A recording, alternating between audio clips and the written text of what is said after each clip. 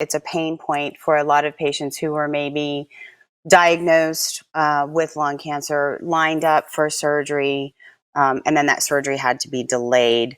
There's been a lot of talk about a surgery for a lung cancer diagnosis being elective, um, and understanding that elective surgeries had to be backed down. Can you explain a little bit if we do have to postpone a surgery for a stage 1 or 2 patients, maybe 4 or 6 weeks out, similar to what you were talking about in the adjuvant setting? How big a deal is that, for lack of a better word? Like if a patient has to wait an extra month to have a surgery versus having it at a time where there's, maybe a higher risks of because of the COVID pandemic. I think in general, this has been a very good time for cancer doctors and lung cancer doctors in our specific case to educate the rest of the doctors. With the fears when the pandemic was coming, a lot of leaders or doctors in the healthcare systems start to look at us cancer doctors like, what's the big deal that you do your lung cancer surgery in 2 weeks or in 6 weeks or in 8 weeks? No, as you said, this may be elective.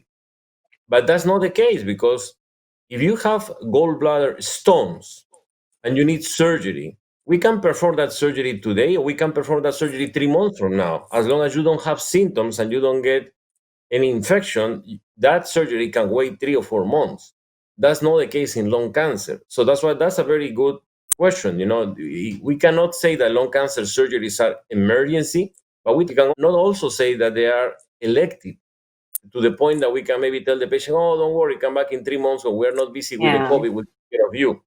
So that is yeah, why that's very important what you're saying. So we were fortunately that we only canceled surgeries for 3 or 4 weeks, and now we are back in business, taking care of our cancer patients. And I think that's the right thing to do, because there was yeah, no reason, not only advocating for lung cancer. If you have a colon cancer, we cannot wait 3 months to do surgery on you, or breast cancer.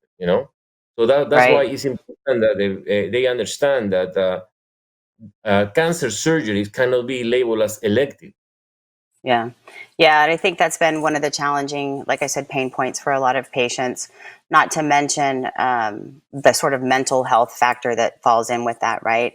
Somebody's diagnosed with a cancer. In this instance, we're talking about lung cancer, but to your point, it could be a colon or a breast. And now to tell them they have to wait to have that removed, I think is a hard thing for a lot of patients to deal with.